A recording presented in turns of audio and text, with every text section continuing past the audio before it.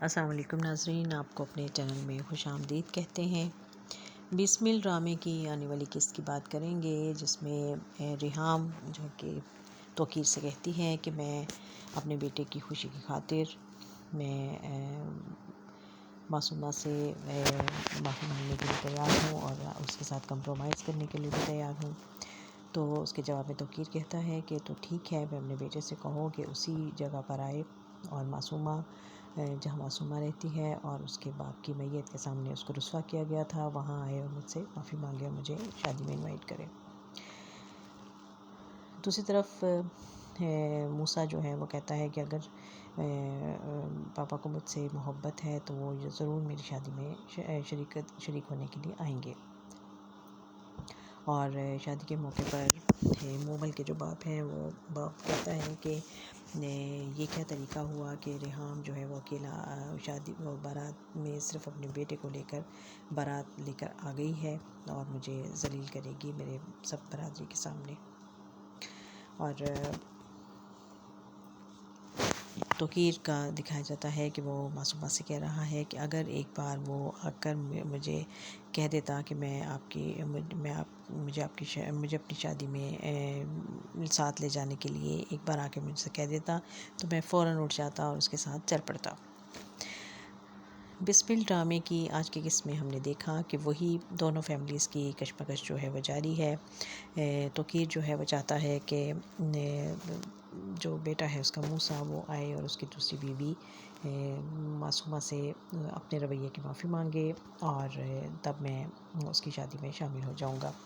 اور اس سے پہلے جو مومل کے والدین ہیں وہ بہت اس بات پر حیران ہیں کہ شادی قریب ہے اور موسیٰ اور اس کے گھر والوں کی طرف سے کسی قسم کی دلچسپی جو ہے وہ ظاہر نہیں کی جا رہی ہے۔ اور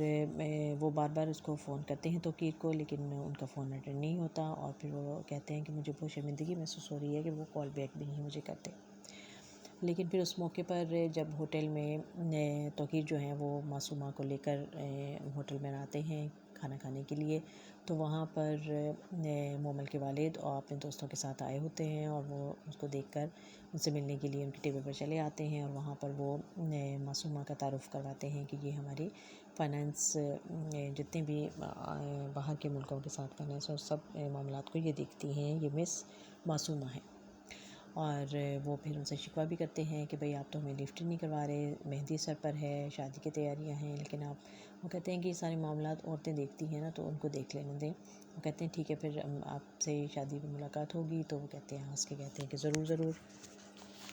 لیکن پھر مہندی کے موقع پر جب ماں بیٹا تیار ہو کر جانے لگتے ہیں تو وہاں پر توقیر آ جاتا ہے اور وہ کہتا ہے کہ اچھا تو تم لوگ میرے بغیر ہی شادی کروا سکتے ہو، کرنا چاہتے ہو؟ تو وہ کہتی ہے کہ آپ ضد چھوڑ دیں اور آپ چلیں ہمارے ساتھ۔ تو وہ کہتا ہے کہ نہیں، جب تک یہ اس بات کو نہیں مانے گا، تسلیم نہیں کرے گا، تو میں نہیں جاؤں گا۔ اور کہتا ہے چھوڑ دیں آپ ان کو ماما، ان کا خون سفید ہو چکا ہے۔ اور پھر اس سے پہلے بھی باپ بیٹے کی تکرار ہوتی ہے اور بیٹا کہتا ہے کہ ٹھیک ہے، میں اب آپ کو اپنے بلبوتے پر سب کچھ کر کے دکھا دوں گا۔ تو توقیر کہتا ہے کہ تم پہلے آفس کے معاملات سے تو تمہیں فارغ کر دیا گیا ہے، تو کیا آپ اس گھر کو بھی سے بھی نکلنا چاہتے ہو؟ تم ایسی باتیں کر کے۔ تو وہ کہتا ہے کہ مجھے کوئی پرواہ نہیں ہے، میں چلا جاؤں گا، اس گھر سے بھی چلا جاؤں گا اور میں خود سے آپ کو کما کر دکھاؤں گا۔ تو وہ کہتا ہے کہ 4 دن مجھے کما کر دکھاؤ، پھر تمہیں پتہ چل جائے گا کہ یہ اتنا جو عیش و عشرت اور جو سب کچھ میں نے تمہیں دیا ہے وہ سب کچھ حاصل کرنا کتنا مشکل ہے۔ اور پھر وہ توقیر اس کو یہ بھی جتلاتا ہے کہ تمہیں جو رشتہ ملا ہے وہ توقیر کے بیٹے کو ملا ہے، وہ موسیٰ کو نہیں ملا ہے۔ اس پر وہ کہتا ہے کہ میں آپ کے بغیر بھی شادی کر کے دکھا دوں گا۔ اور اس کے سسرال والے بہت حیران ہوتے ہیں جب وہ لوگ مہندی پہ ماں باپ صرف ماں جو ہے وہ اپنے بیٹے کو لے کر اور اپنے ساتھ ماموں اور ممانی کو لے کر آ جاتی ہے اور اس کی ممانی اس کو سمجھاتی ہے کہ دیکھو بیٹا، جو باپ ہوتا ہے اس کو ماں کا کردار ادا کرنے میں بہت وقت لگتا ہے، لیکن جب ایک ماں جو ہے وہ باپ بن کر اپنے بچے کے ساری خوشیاں حاصل کر سکتی ہے اور وہ اس کو حوصلہ دیتی ہے کہ تم اس موقع پر تم بارات لے کر اکیلی جا سکتی ہو اور باپ کے بغیر بھی تم اپنے بیٹے کی خوشیاں اس کو دلا سکتی ہو۔ تو اب کیا وہ یہ سب کچھ کرنے میں کامیاب ہو پائیں گی یا نہیں؟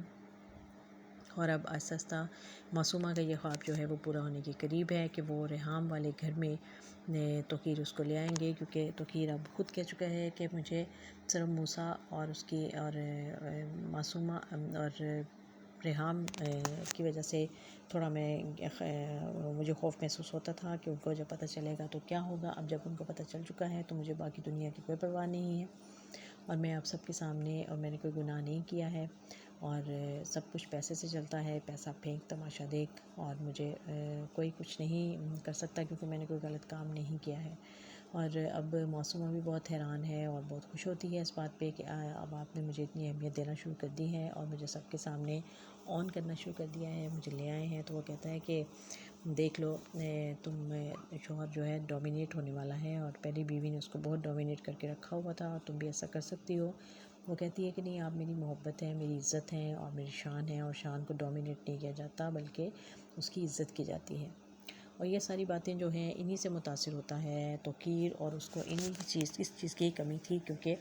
ریحام جو تھی وہ ہمیشہ اپنا روب اس پر جمایا کرتی تھی اور ہر بات اپنے منوایا کرتی تھی، اور ایک مالکن کی حیثیت سے اس کے ساتھ رہا کرتی تھی۔ لیکن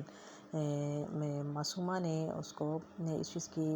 کا احساس دلایا کہ اس کی بھی اپنی ایک شخصیت ہے، اور وہ قابل عزت ہے، اور اس کا احترام بھی ہونا چاہیے، اور اس کو محبت ملنی چاہیے، اور اس کی خواہشیں پوری ہونی چاہیے۔ تو اس لیے اس کا جھکاؤ آہستہ آہستہ جو ہے وہ معصومہ کی طرف ہوتا چلا گیا ہے۔ اب اس کا انجام کیا ہوگا؟ کیا اس کی موسیٰ کی شادی جو ہے وہ خیر خیریت سے ہو پائے گی، یا اس کے ساس سسر جو ہیں وہ اس بات کو پسند نہیں کریں گے کہ بارات بھی باپ کے بغیر آ گئی ہے اور کوئی بدمزگی ہو جائے گی؟ اب یہ سب کچھ دیکھنے کے لیے ہمیں آئندہ کی قسط دیکھنا پڑے گی، جس میں ہمیں پتہ چلے گا کہ اس کہانی کا آگے کیا انجام ہوتا ہے۔ دیکھتے رہیے خوبصورت ڈرامہ بسم اللہ۔